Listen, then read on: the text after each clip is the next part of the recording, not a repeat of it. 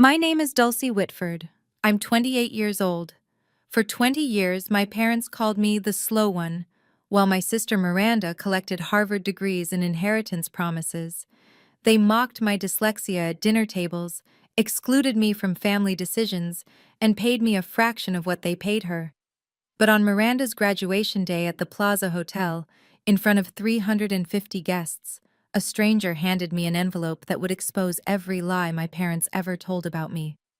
What they didn't know? Grandma had been watching. She saw everything. And she left me something that would flip the entire Whitford empire upside down. The Whitfords were old money Manhattan, the kind of family whose name appeared on hospital wings and museum plaques. My father, Gerald Whitford, ran Whitford Properties, a commercial real estate empire my grandmother Eleanor had built from a single Brooklyn office in 1965. By 2024, the company was valued at $92 million. I was born with dyslexia, diagnosed at 7. The letters on pages would swim and rearrange themselves, turning simple sentences into puzzles that took me 3 times longer to solve than other kids. My parents' response wasn't support. It was shame. When I was 12, they hired tutors for Miranda. Violin lessons at Juilliard, French immersion classes, SAT prep with a Princeton graduate who charged $400 an hour. When I asked about getting help for my reading, my mother Priscilla just sighed. Dulcie, we've already spent so much on specialists. At some point, we have to accept that some children just aren't academic. I was 12, I believed her. So I learned to adapt on my own. Audiobooks became my lifeline. I developed a system of visual notes, diagrams, and flowcharts that helped me process information in ways traditional reading couldn't. And every Sunday afternoon, I'd take the train to my grandmother Eleanor's apartment on the Upper West Side, where she'd sit with me for hours, explaining concepts through stories instead of textbooks. Dulcie, she told me once, her weathered hand covering mine, you read slower than most, but you see things others miss. That's not a disability, sweetheart. That's a different kind of vision. I didn't fully understand what she meant then. I would, eventually. But first, I had to survive another 19 years of being the Whitford family's embarrassing secret. Christmas 2018. 20 relatives gathered around the mahogany table in my parents' Upper East Side townhouse. Crystal chandeliers, catered dinner, the annual performance of Whitford family perfection. My father stood at the head of the table, wine glass raised. I'd like to make an announcement, he said, his voice carrying that boardroom authority he wore like a second skin. Miranda has been accepted to Harvard Law School, full scholarship. Applause, cheers. Miranda blushed with practiced modesty. My eldest daughter, Gerald continued, beaming, will be the first Whitford to attend Harvard in 3 generations. She's going to take this family, and this company, to extraordinary heights. More applause. Uncle Richard clapped Miranda on the shoulder. Aunt Catherine dabbed her eyes with a napkin. Then my father's gaze drifted down the table. To me. And Dulcie. He paused. The warmth in his voice evaporated. Well, Dulcie is also here. A few relatives chuckled. Soft, uncomfortable laughs. The kind people make when they don't know what else to do. Miranda didn't defend me. She laughed along with them. I stared at my plate, the roasted lamb blurred through the tears I refused to let fall. Under the table, a hand found mine. Thin fingers, papery skin. Grandma Eleanor, seated across from me, squeezed gently. When I looked up, her eyes held something fierce, something that looked almost like fury directed at her own son. She didn't say anything, not then. But 3 months later, she called me to her apartment, said she needed to show me something important. I didn't know it at the time, but that Christmas dinner, that moment of casual cruelty in front of 20 witnesses, had set something in motion, something that would take 5 years to detonate. After graduating from a state university in 2022, not an Ivy, never an Ivy, I applied for a position at Whitford Properties. I wanted to prove I could contribute, that the family business could be my path too. My father agreed to hire me as an administrative assistant. Salary, $42,000 a year. That same month, Miranda joined as chief legal counsel. Her salary, $280,000 plus bonuses. My job consisted of photocopying documents, booking conference rooms, and fetching coffee for executives who never learned my name. I wasn't invited to a single meeting, never shown a single contract, but I watched, and I listened. I discovered something about myself during those long hours in the copy room. I could spot patterns others missed. When executives discussed deals in the hallway, I'd sketch diagrams of the relationships between parties, the flow of money, the potential conflicts. A skill I'd developed to compensate for my reading difficulties had become something else entirely. Grandma Eleanor had taught me this. During those Sunday afternoons at her apartment, she'd spread out old contracts from the company's early days and show me how to read them not word by word, but as systems, as structures. Your father reads contracts like a lawyer, she told me once in 2019, just before her health started declining. He looks for what he can exploit. You read them like an architect. You see how all the pieces connect. That same day, she'd handed me a small wooden box. Mahogany, with brass hinges. Keep this safe, she'd said. Don't open it yet. When you need it, you'll know. I'd taken the box home, tucked it in my closet, and tried to forget the strange weight of her words. March 2019, Grandma Eleanor's apartment. Grandma. She was 82 then, her once vigorous frame grown thin, her silver hair wispy against the pillow of her armchair. But her eyes, those sharp, knowing eyes, hadn't dimmed at all. Sit down, Dulcie. I sat across from her in the living room where I'd spent so many Sunday afternoons. The walls were covered with photographs. Eleanor breaking ground on her first Brooklyn property in 1965. Eleanor shaking hands with Mayor Koch. Eleanor accepting a Women in Business award in 1987. Not a single photo of my father at the helm. I built Whitford Properties from nothing, she said, her voice carrying decades of steel. One office, one secretary, 60 years of work. Your father. She paused, and something bitter flickered across her face. Your father inherited it. He didn't build it. He doesn't understand what it means to create something. Grandma, he judges people by their credentials, their degrees, their ability to perform in boardrooms. She leaned forward. I judge people by how they treat those who can't fight back. And you, Dulcie, you're the only one in this family who knows how to be kind. She pressed the wooden box into my hands. There's something inside that might help you someday, but not yet. You're not ready yet, and neither is Gerald. Her grip tightened. When the time comes, when he shows you exactly who he is, you'll know what to do. I wanted to ask what she meant, what was inside, why she'd chosen me, but she changed the subject, started talking about the weather, her garden, the book she was reading. 18 months later, she was gone. Pancreatic cancer. I held her hand in the hospice, the only family member at her bedside. The box remained unopened in my closet. April 2024. The email arrived on a Tuesday afternoon. Subject line: Position restructuring, confidential. Dear Ms. Whitford, as part of our ongoing organizational optimization, your current position will be eliminated, effective July 1st, 2024. HR will contact you regarding severance options. I read it 3 times. The letters swam, rearranged, settled back into the same devastating message. They were firing me. That evening, I stayed late, organizing files no one would ever look at. Through the thin wall separating my cubicle from my father's corner office, I heard voices. Gerald and Priscilla. Can't have her here when Miranda takes over, my father was saying. It looks bad.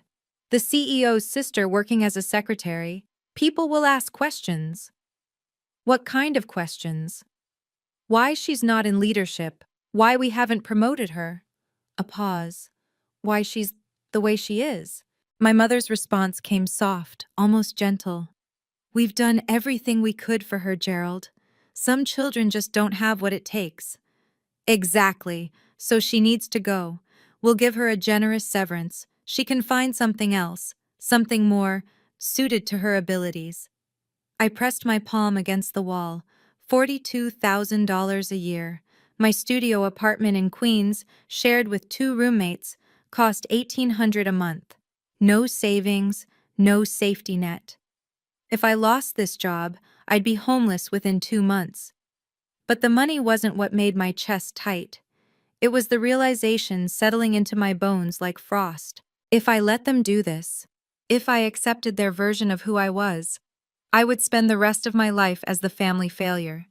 Not because I'd actually failed, but because I'd never been given the chance to succeed. Miranda's graduation party was tomorrow. I wondered what other announcements my father had planned. May 15th, 2024. The Plaza Hotel. Grand Ballroom. 350 guests filled the gilded room. Business partners, investors, lawyers from white shoe firms, extended family members I barely recognized. Crystal chandeliers cast prismatic light across silk tablecloths. A 12-piece orchestra played Gershwin in the corner. This was Gerald Whitford's kingdom, his stage, the place where he performed his role as patriarch, as mogul, as the man who had everything. I stood in the entrance, tugging at the hem of my dress. Black. Simple. $79 from Zara, the most I could afford on my salary. Everyone else glittered in designer gowns and tailored tuxedos. My mother intercepted me before I could find a seat. "Dulcie?" Priscilla's gaze traveled from my drugstore makeup to my scuffed heels, her lips pressed into a thin line. "You couldn't find anything nicer? This is what I have." "Well," she adjusted her Cartier bracelet. "You'll be at table 27, near the service entrance. Try not to draw attention to yourself." "Of course." "And Dulcie?" She leaned closer, her Chanel No. 5 overwhelming. "Tonight is Miranda's night. Whatever you're feeling, whatever resentment you think you're entitled to, keep it to yourself. Don't embarrass us." She walked away before I could respond. Table 27 was at the back of the ballroom, partially hidden behind a pillar. My table mates were distant cousins I'd met maybe twice. From my seat, I could see the main stage, the massive portrait of Miranda in her Harvard regalia, the banner reading, "Congratulations, Miranda Whitford, Harvard Law Class of 2024, and near the entrance, standing alone by the door, a silver-haired man in a gray suit. He wasn't mingling, wasn't eating, just watching. His eyes found mine across the crowded room. Something cold prickled down my spine. At 8:30 p.m., the orchestra stopped. The lights dimmed. A spotlight illuminated the stage where my father stood, champagne flute raised. "Ladies and gentlemen, thank you for joining us tonight to celebrate an extraordinary young woman." The applause began before he finished the sentence. Miranda graduated top 5% of her Harvard Law class. She completed a clerkship with Justice Reynolds, and last month, she made partner track at Sullivan and Cromwell in record time. Gerald's voice swelled with pride. "But tonight, I'm not just celebrating her achievements, I'm announcing her future." Miranda joined him on stage, radiant in emerald Valentino. "Effective immediately, Miranda Whitford will inherit my entire estate upon my passing.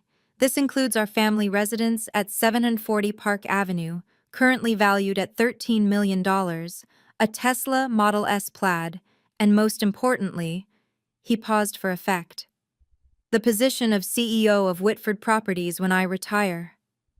The room erupted. Standing ovation. Camera flashes.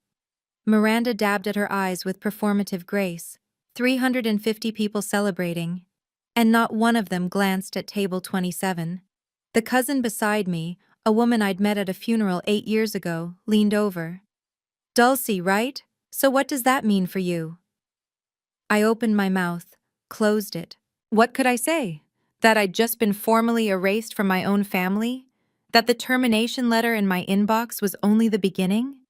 That every fear I'd ever had about being worthless had just been confirmed in front of everyone who mattered? The applause died down, Miranda hugged our father. Cameras clicked, and through the crowd, the silver-haired man at the door began walking toward me, slowly, deliberately, like he'd been waiting for this exact moment. The man stopped at my table. Up close, I could see he was older than I'd thought, early 60s, with deep-set eyes and the careful posture of someone who spent his life in courtrooms. "Miss Whitford?"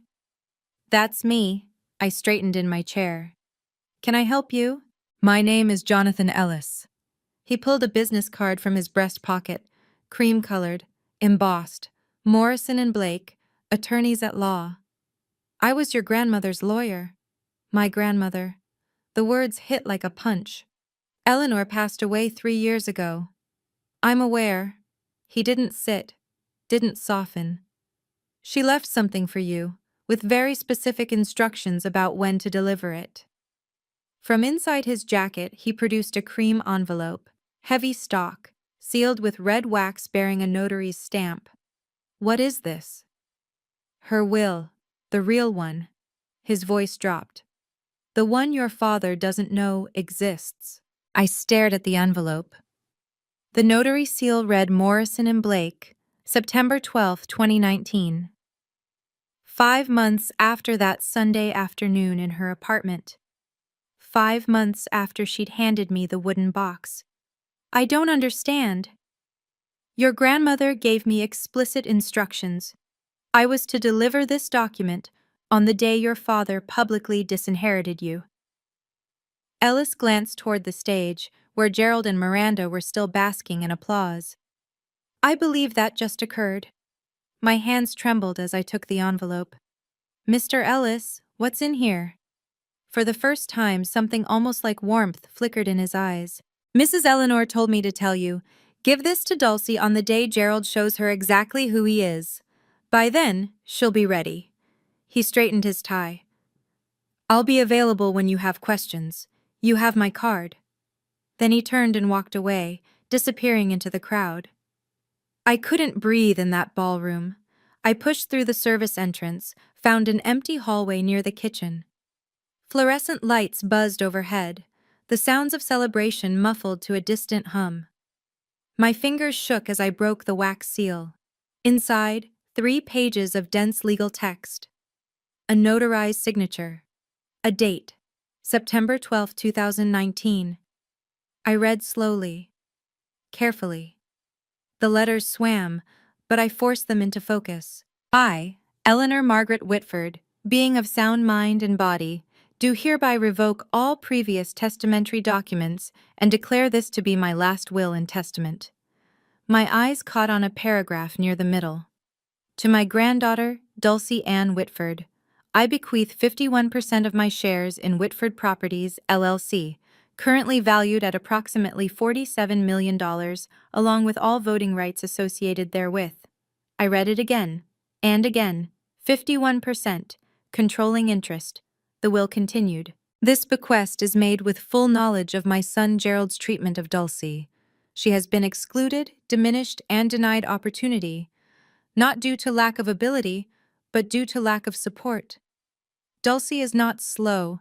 Dulcie was abandoned, and I will not allow her father's prejudice to continue after my death." A sob caught in my throat. Grandma had seen. She'd seen everything. Condition: to activate this bequest, Dulcie must formally request an emergency board meeting within 72 hours of receiving this document. Failure to act within this window will render this will null and void, and all assets shall transfer per my 2015 testament. 72 hours. The deadline would fall at 8:30 p.m. on May 18th.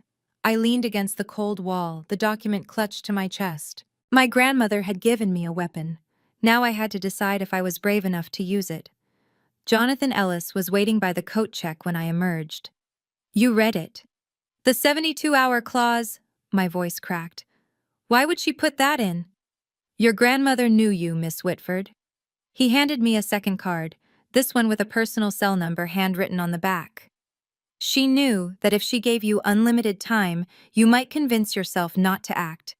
The deadline isn't a punishment, It's permission. Permission? To stop waiting for your family to change their minds about you, to take what's rightfully yours. He checked his watch. The deadline is 8:30 p.m., May 18th. 3 days. If you want to proceed, you'll need to submit a formal request for an emergency board meeting. I can help you draft it. Through the ballroom doors, I could see my father still on stage, posing for photographs with Miranda.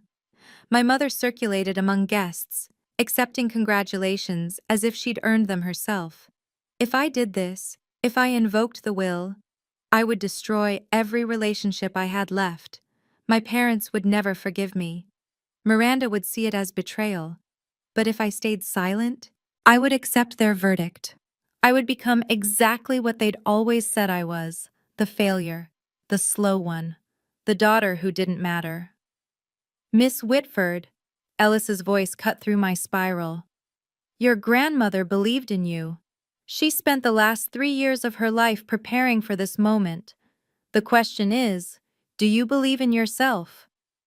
I looked at the will in my hands, at the elegant signature of the woman who'd held my hand under Christmas tables and taught me to read contracts like architecture. I'll call you tomorrow, I said. We're requesting that board meeting. Ellis allowed himself a small smile. She said you would. I'm going to pause here for just a moment. If you've ever been underestimated by the people who were supposed to believe in you, if you know what it feels like to be dismissed, I want you to comment the word enough below. Let me know I'm not alone in this. And if you want to see what happened when I walked into that boardroom, keep watching, because we're just getting started. Now back to the story. That night, back in my cramped Queens apartment, I finally opened the wooden box. My roommates were asleep. The only light came from the street lamp outside my window, casting orange stripes across my bed where I sat cross-legged, the mahogany box in my lap. The brass hinges creaked as I lifted the lid. Inside, a handwritten letter on Eleanor's personal stationery, a faded document with a 1965 date stamp, and a USB drive, sleek and modern, clearly added much later. I reached for the letter first. My dearest Dulcie, if you're reading this, then Jonathan has done his job, and your father has done exactly what I feared he would. I'm sorry I couldn't protect you while I was alive, but I can protect you now. The enclosed document is the original partnership agreement from 1965, when I founded Whitford Properties with 2 colleagues who have long since passed. Your father has never seen it. It establishes that the founder's shares carry permanent voting rights that cannot be diluted or transferred without board approval. The USB contains something else. Something your father hoped I'd forgotten. In 2018, Gerald proposed a resolution to reduce my voting rights from 51% to 10%. His stated reason? I was too old to understand modern business. The real reason? He wanted control, and I was in his way. The board rejected his proposal by 2 votes. I was one of those votes. I never forgot what he tried to do. And I never forgave him for the way he treated you to justify it, as though diminishing you somehow proved I was unfit. Use this wisely, Dulcie. Not for revenge, for justice. All my love, Grandma Eleanor. I plugged the USB into my laptop. The file was labeled, Board Meeting Minutes March 2018, PDF. My father's attempt to strip his own mother of power. Documented, time-stamped, evidence, May 16th, 9:00 a.m. Margaret Coleman answered on the second ring. Dulcie Whitford. Her voice carried the rasp of someone who'd smoked for decades and laughed even longer. I've been wondering when you'd call. You know who I am? Sweetheart, your grandmother and I built half of Brooklyn together in the 70s. She talked about you constantly. A pause. She also told me about the will. 3 years ago, right before she passed. I gripped my phone tighter. Then you know what I'm about to do. I know what you're considering doing. There's a difference. Margaret's tone shifted, sharper now, more businesslike. You want to request an emergency board meeting. That requires 3 board members to sign the petition. I'm one. You'll need 2 more. Can you help me find them? I can do better than that. I heard papers shuffling in the background. Gerald Whitford isn't as popular as he thinks. His management style is, let's call it autocratic. At least 4 board members have expressed concerns privately. They just need someone to go first. Hope sparked in my chest. Who? Richard Holloway. Susan Park. She corrected herself. Susan Parker.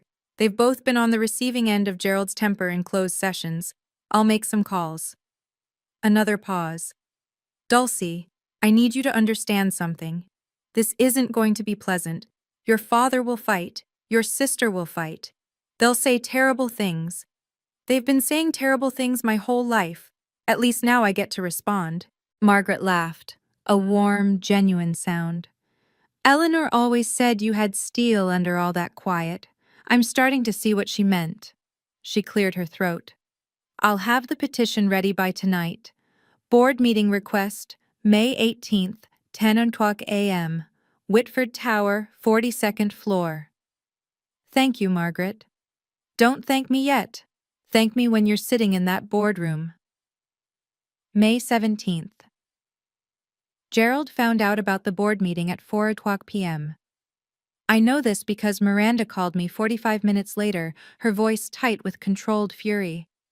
What did you do? I was sitting in my cubicle at Whitford Properties, pretending to organize files. I don't know what you're talking about. Dad just got a notice from the board secretary. Emergency meeting tomorrow, requested by Margaret Coleman and 2 other directors. A pause, sharp as broken glass. Margaret Coleman hasn't requested anything in 15 years. What did you do? Maybe she has concerns about company management. Don't play games with me, Dulcie. Miranda's composure cracked. If you're trying to embarrass us, trying to make some kind of scene, I'm just doing my job, Miranda. Same as always. She hung up without saying goodbye. 20 minutes later, Gerald stormed past my cubicle on his way to his office. He didn't look at me, didn't acknowledge I existed, just slammed his door hard enough to rattle the windows. Through the wall, I heard him on the phone. Ridiculous waste of time. Margaret's probably going senile. We'll address her concerns and move on. No, I'm not worried. Dulcie? My God, Miranda, she can barely read a spreadsheet. She's not a threat to anyone. I smiled. For the first time in 28 years, being underestimated felt like an advantage. That night, in my apartment, I prepared. Printed 3 copies of the will, downloaded the 2018 board minutes onto my phone as backup, wrote a brief statement, not an accusation, just a presentation of facts. Jonathan Ellis confirmed he'd attend as the authenticating attorney. Margaret texted at 11 p.m. Petition filed. See you tomorrow. Your grandmother would be proud. I barely slept. But for once, it wasn't anxiety keeping me awake. It was anticipation. May 18th, 2024, 9:45 a.m., Whitford Tower.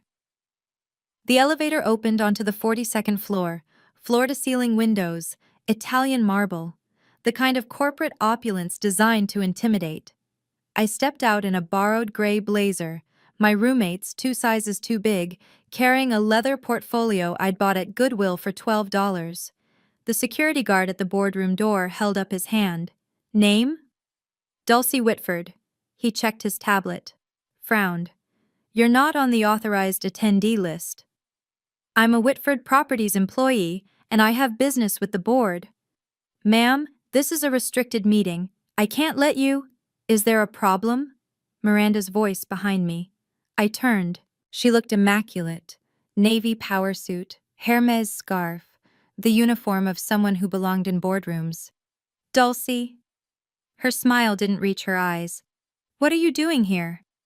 I have information to present to the board. Information? Miranda laughed, a sharp performative sound. About what? You work in the copy room. The nature of my presentation is confidential. You don't even know what ROI stands for. Return on investment. It's not that complicated.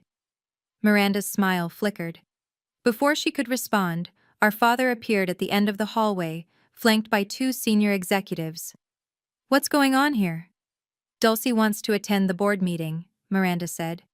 I was just explaining that's not possible. Gerald looked at me the way he always did, like I was a stain he couldn't quite scrub out. Dulcie, go back to your desk. This doesn't concern you.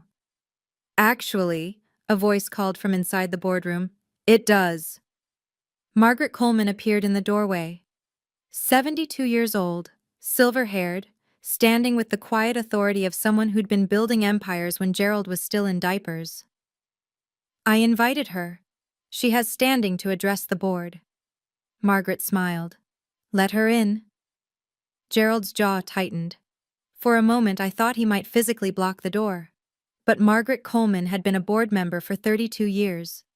Her authority in that room exceeded his. Fine. My father's voice was ice. Let her speak. We'll see how long it takes before she embarrasses herself. The boardroom was smaller than I'd imagined. An oval table of polished walnut, 12 leather chairs, portraits of past executives on the walls, including, I noticed, my grandmother Eleanor, her painted eyes seeming to watch from above the fireplace. 12 board members took their seats. Gerald at the head, Miranda to his right, not officially a board member yet, but positioned as heir apparent. I was directed to a chair at the far end, the children's table of corporate governance. In the corner, Jonathan Ellis sat with his briefcase. He caught my eye, nodded once. Robert Hartley, the board chairman, a distinguished man in his mid-60s who'd known my grandmother for decades, called the meeting to order. This emergency session was requested by Margaret Coleman, Richard Holloway, and Susan Parker. Margaret, you have the floor. Margaret rose. Thank you, Robert. I'll keep my remarks brief. She gestured toward me. The matter I wish to address concerns a document that has recently come to light, a document that affects the ownership structure of this company. I yield my time to Miss Dulcie Whitford. All eyes turned to me. Miranda smirked.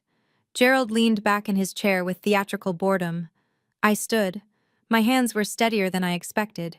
Thank you, Mrs. Coleman, and thank you to the board for allowing me to speak. I opened my portfolio. What I'm about to present may come as a surprise to some of you. I ask only that you listen to the evidence before reaching any conclusions. Gerald sighed audibly. I ignored him. Before I could continue, my father raised his hand.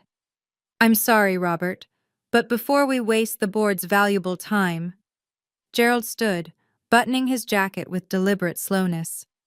I need to provide some context. Gerald, Margaret started. Dulcie is my daughter. His voice carried that patronizing warmth he used for difficult clients. And I love her, but she's not qualified to address this board on any business matter. She works in an administrative role. She has no legal training, no financial background, no strategic experience.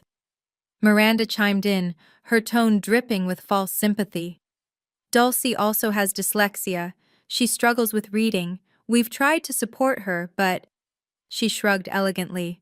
Some limitations can't be overcome with effort alone. A few board members shifted uncomfortably. What we're seeing here, Gerald continued, is a troubled young woman acting out. Perhaps due to the announcement at Miranda's graduation party, sibling jealousy is... Mr. Whitford. Robert Hartley's voice cut through like a gavel. You'll have an opportunity to respond.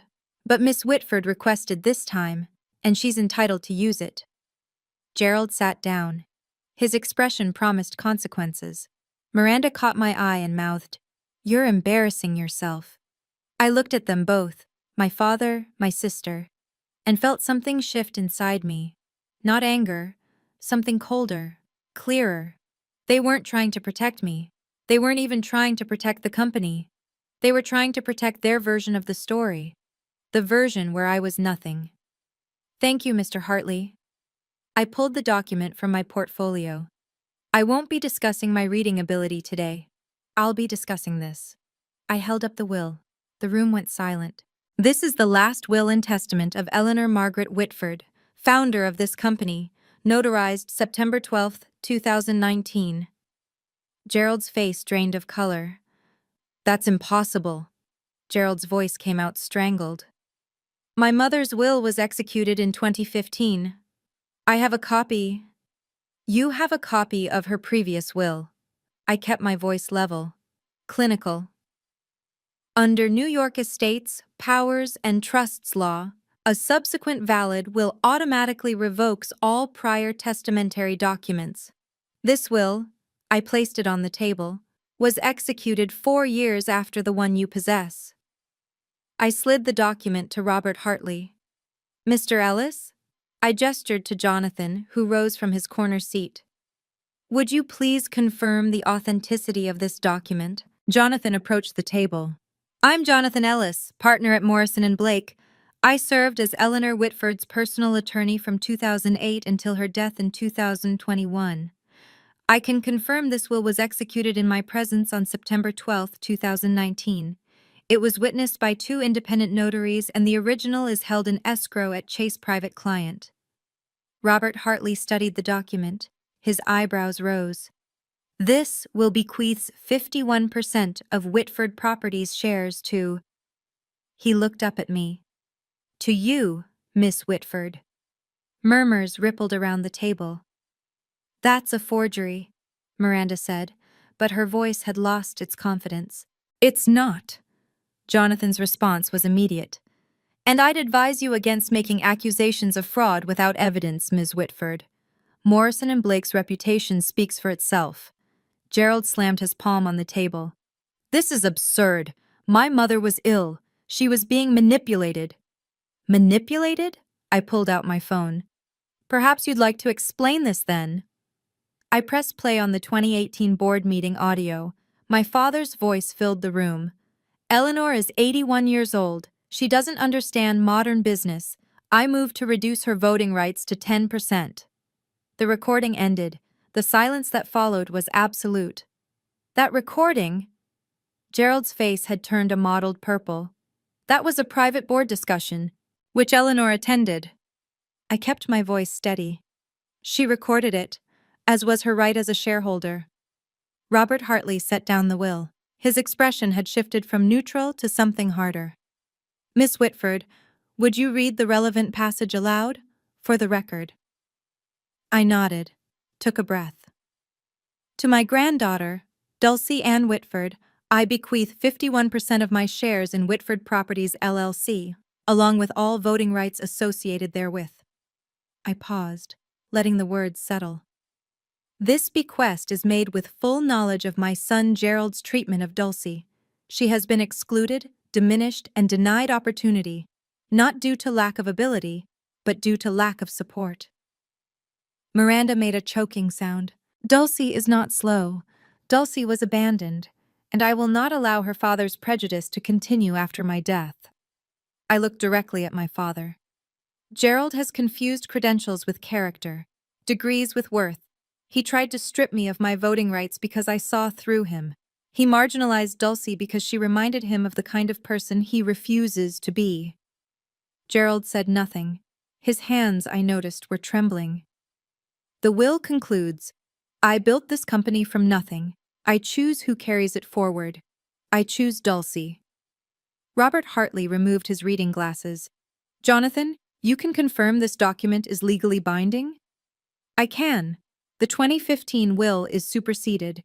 As of this moment, Dulcie Whitford is the majority shareholder of Whitford Properties. Margaret Coleman smiled quietly.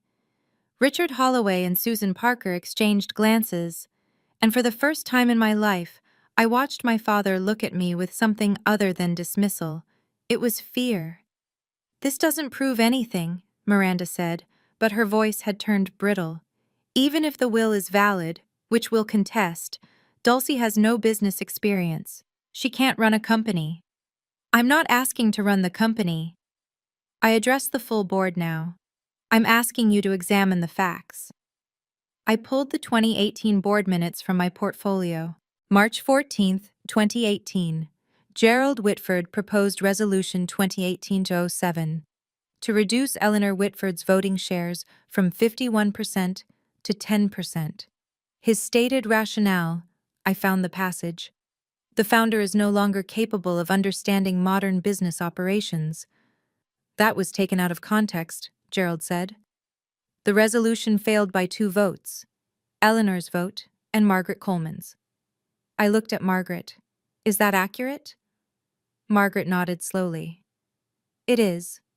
Eleanor called me that night. She was devastated. Not because of the resolution, she knew it would fail, but because her own son had tried to take everything she'd built. This is ancient history, Gerald started. It's evidence. I cut him off. Evidence that my grandmother wasn't suffering from diminished capacity when she wrote that 2019 will. She was protecting herself from her own son, and she was protecting me. Robert Hartley looked around the table. Does anyone else have documentation contradicting what's been presented? Silence. Gerald? My father's jaw worked. No words came. Miranda? My sister stared at the table. Her perfect composure had cracked entirely. Richard Holloway spoke for the first time. Robert, I think we need to recess and have legal counsel review these documents. Agreed. Hartley checked his watch. We'll reconvene in 15 minutes. Jonathan, please remain available. The board members rose. Conversations broke out in hushed tones. Gerald didn't move. He sat frozen, staring at his mother's portrait on the wall. I wondered if he could feel her watching. 15 minutes stretched into 45. The board's legal counsel, a thin man named Patterson, whom I'd never met, spent the entire time on his phone with Morrison and Blake, Chase private client, and the New York State Court's records office. I sat alone at the end of the table. Jonathan Ellis brought me a glass of water. Margaret Coleman patted my shoulder as she passed. Gerald and Miranda huddled in the corner, their whispered argument growing increasingly heated.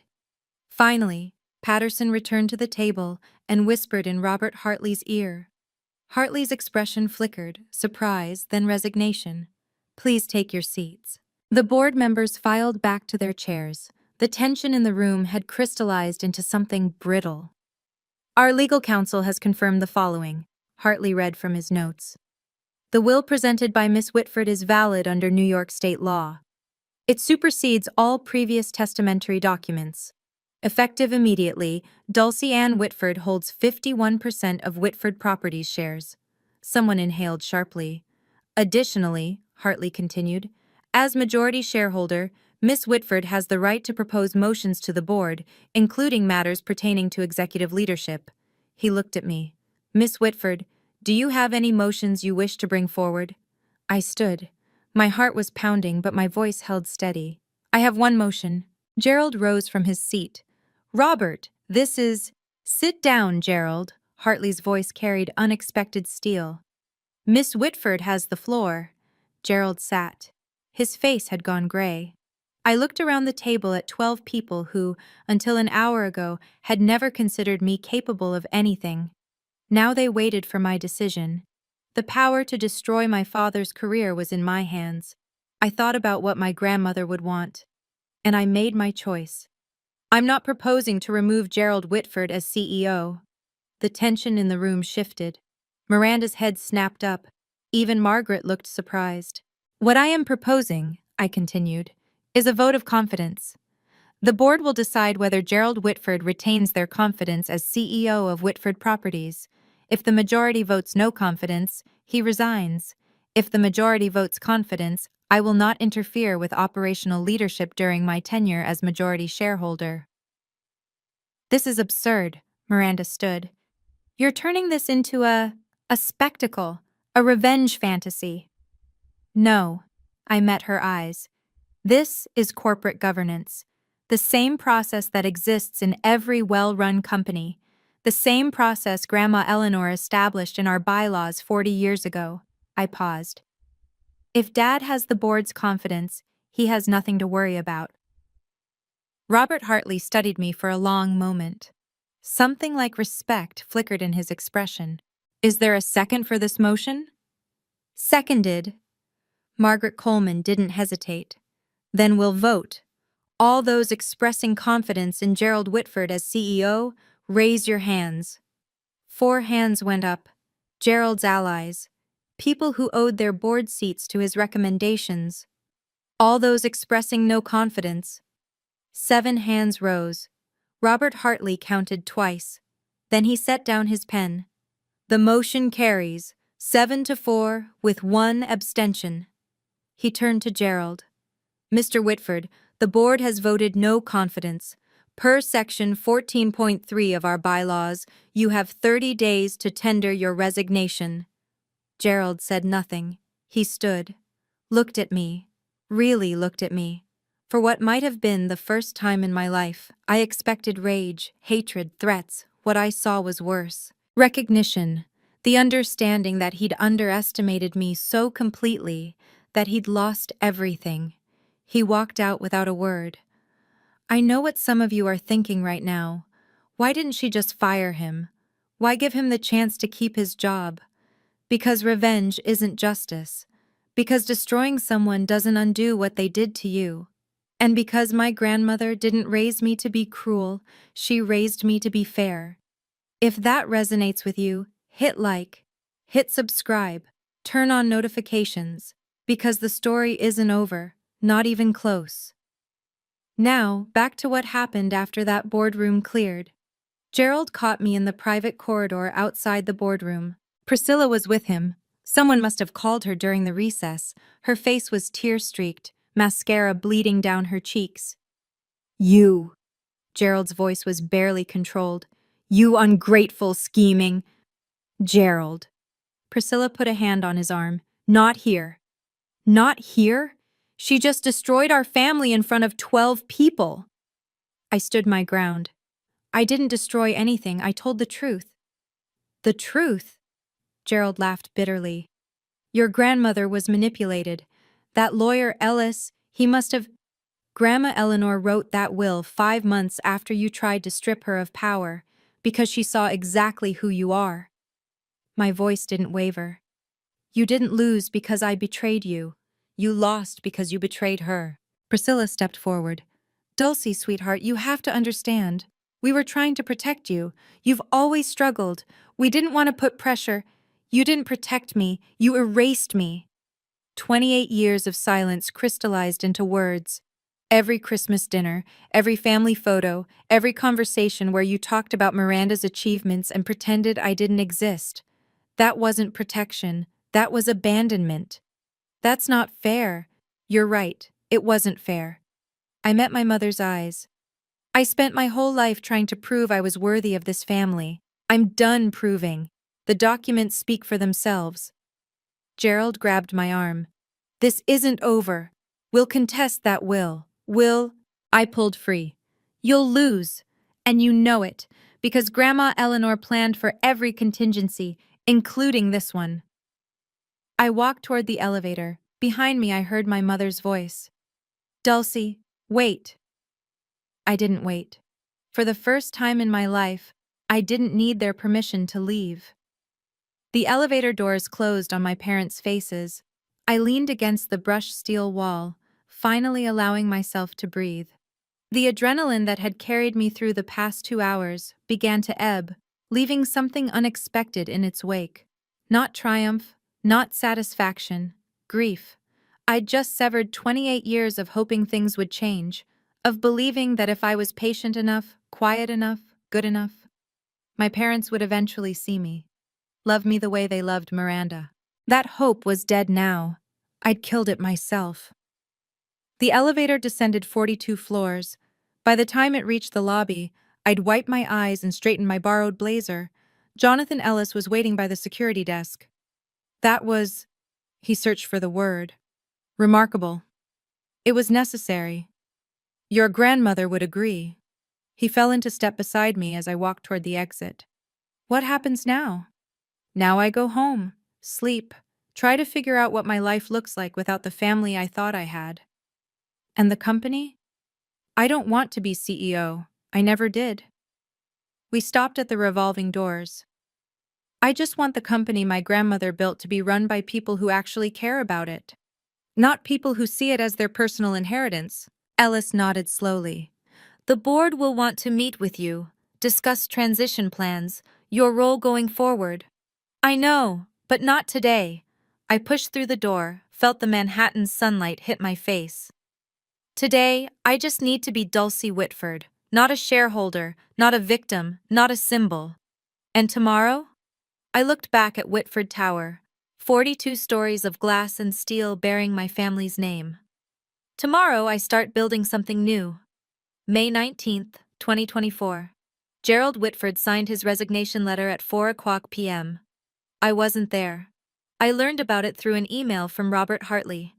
Miss Whitford, your father has tendered his resignation effective June 15th, 2024. The board has appointed me as interim CEO while we conduct a search for permanent leadership. Additionally, the board has voted to offer you a formal position, strategic advisor to the board. This role would allow you to participate in major decisions while you determine your long-term relationship with the company. Please let me know your thoughts.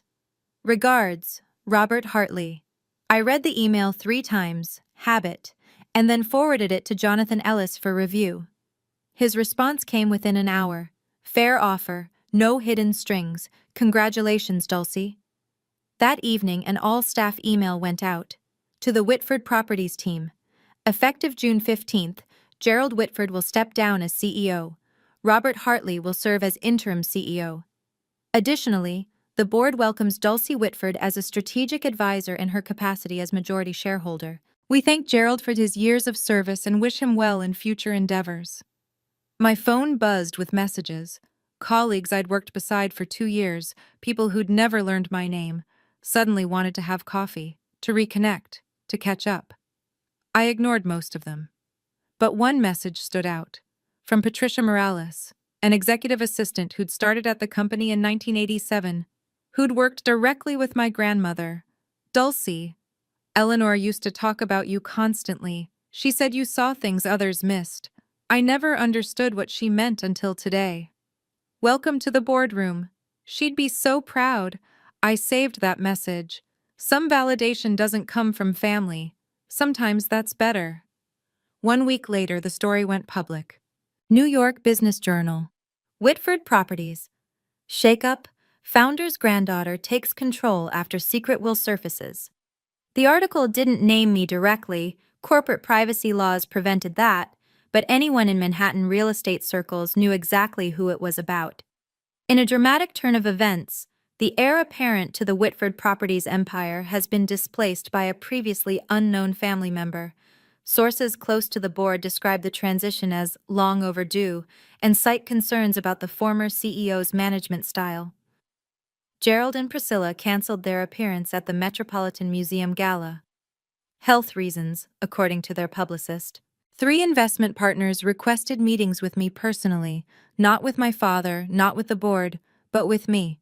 2 of them, after an hour-long conversation each, confirmed they'd continue their relationship with Whitford Properties. We've had concerns about Gerald's leadership for years, one admitted. Your grandmother built something special. It's good to see her vision protected. The social fallout rippled outward. Friends of my parents suddenly remembered previous engagements. Invitations to charity events dried up. The Whitford name, which had once opened every door on the Upper East Side, now carried an asterisk. I didn't celebrate their humiliation, but I didn't mourn it either. Margaret Coleman called me on Saturday morning. How are you holding up? I don't know yet. Ask me in 6 months. Fair enough. A pause. Eleanor would have handled it exactly the same way, you know.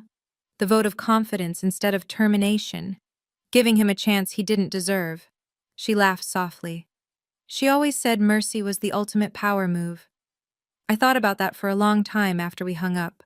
Mercy wasn't weakness. Mercy was choice. And for the first time, the choice had been mine. June 8th, 2024. 3 weeks after the board meeting. My phone rang at 2 p.m. Dulcie? My mother's voice sounded smaller than I'd ever heard it. Can we talk?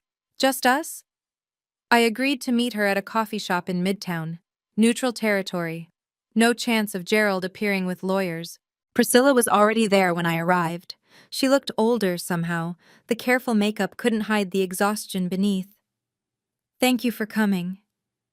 She wrapped her hands around a cup she hadn't touched. I know I don't deserve it. What do you want, Mom? To apologize. The word came out cracked. For everything. For the way we treated you. For the things we said. for the things we didn't say. Are you apologizing because you're sorry, or because everything changed? She flinched. The question hung between us like smoke. Both, she finally admitted. I'm ashamed to say it, but both. Her eyes welled. I was so focused on Miranda's success, on maintaining appearances.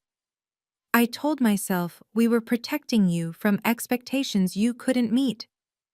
But that was a lie I told myself, so I wouldn't have to feel guilty. You let Dad call me worthless in front of family, in front of business partners. You never defended me, not once. I know. A tear slipped down her cheek. I know, and I can never undo it. But Dulcie, I don't want to lose you entirely. I don't know if that's even possible anymore, but I had to try. I looked at this woman who'd been my mother for 28 years, who'd braided my hair as a child and forgotten my birthday as an adult. I can't pretend the last 20 years didn't happen, I said slowly, but I'm willing to try building something new, something honest. She nodded, unable to speak. It wasn't forgiveness, but it was a start. August 2024, 2 months later. Miranda called while I was walking through Central Park. I almost didn't answer. Dulcie, I know I have no right to ask, but can we meet? There's something I need to say. We sat on a bench near Bethesda Fountain. The August heat pressed down like a weight. Miranda looked different. The armor of perfection she'd worn her whole life had cracked. Dark circles under her eyes, hair pulled back carelessly. I've been in therapy, she said without preamble. Since May, 3 times a week. That's good. It's brutal. She laughed humorlessly. Turns out, being the golden child isn't actually a gift. It's a different kind of cage. I waited. Dad expected me to be perfect. Every grade, every achievement, every award was never enough. It was just the baseline for what came next. She stared at the fountain. And the way they treated you, I told myself it was just how things were, that you were different, that I was protecting you by not challenging them. You weren't protecting me. No, I was protecting myself. Because if I defended you, I became a target too. She finally looked at me. That's not an excuse, it's just the truth. What do you want from me, Miranda? Nothing. I don't deserve anything. Her voice cracked. I just wanted you to know. I see you now. Really see you. And I'm sorry I didn't look sooner. We sat in silence, two sisters who'd grown up in the same house as strangers. I can't go back to how things were, I said finally. But I'm not interested in staying enemies either. Maybe we start over, from scratch. Miranda's eyes filled with tears. I'd like that. It wasn't the sister relationship I'd wanted as a child, but maybe it could become something real. November 2024, 6 months after the board meeting. I moved into my own apartment in Brooklyn Heights. 1 bedroom, pre-war building. A view of the bridge my grandmother had walked across to her first office in 1965. The rent was more than I'd ever paid, but I could afford it now. My new salary as Director of Sustainable Development at Whitford Properties, $185,000 a year, plus dividends from my shares. The title was my idea. A new division focused on green building practices, sustainable real estate, environmental impact assessments. The kind of innovation my grandmother would have championed if she'd lived to see it. Gerald called once a month now. Short conversations, polite. He asked about the weather, about my new apartment, about work. We both pretended the past hadn't happened. It was easier that way. Priscilla and I had lunch every other week. Slowly, awkwardly, she was learning to see me as a person instead of a problem. It wasn't the mother-daughter relationship I'd dreamed of, but it was honest, which was more than we'd ever had. Miranda and I got coffee on weekends sometimes. We were learning each other, really learning, for the first time. She told me about the pressure she'd carried. I told her about the loneliness. Neither of us pretended the past was okay. But we were writing a new story. On the wall of my apartment, I'd hung my grandmother's portrait. the same one that had watched over the boardroom for 40 years. Sometimes, when the evening light hit it just right, I could almost see her smiling. "You did it, Grandma," I thought. "You gave me the tools. I just had to be brave enough to use them. 6 months ago, I was invisible. Now I was finally, fully, myself." Looking back, I understand something now that I couldn't have understood at 27. My grandmother didn't leave me 51% of her company because I was better than Miranda. She left it to me because she knew I wouldn't let power corrupt me the way it had corrupted my father. Dyslexia isn't my flaw. It's part of who I am, like my visual memory, my patience, my ability to see patterns others miss. The things that made me slow in my parents' eyes were the same things that made me see the truth when everyone else looked away. Gerald judged worth by credentials, by degrees, by performance. Eleanor judged worth by character, by kindness, by the way people treated those who couldn't fight back. And now, finally, I get to judge my own worth. Not by what my parents say, not by what my sister achieved, not by what any stranger on the internet thinks, by my own standard, my own measure, my own truth. If you're watching this and you recognize yourself in my story, if you've ever been the overlooked one, the dismissed one, the one they said would never amount to anything, I want you to know something. You don't need a secret inheritance to prove your value. But you do need to give yourself permission to stop seeking approval from people who will never give it. Boundaries aren't walls, they're doors. They let you decide who gets access to your life and on what terms. My family hurt me for 28 years, but I didn't need to hurt them back to find peace. I just needed to stop waiting for them to see me and start seeing myself. That's the real inheritance my grandmother left me, and nobody can ever take it away. If this story meant something to you, if it reminded you that your worth isn't determined by the people who failed to see it, I want to hear from you. Subscribe, hit the bell, leave a comment telling me your story. And if you want more stories like this, stories about ordinary people who found the courage to stand up for themselves, check the link in the description. Thank you for being here. Thank you for listening. Until next time.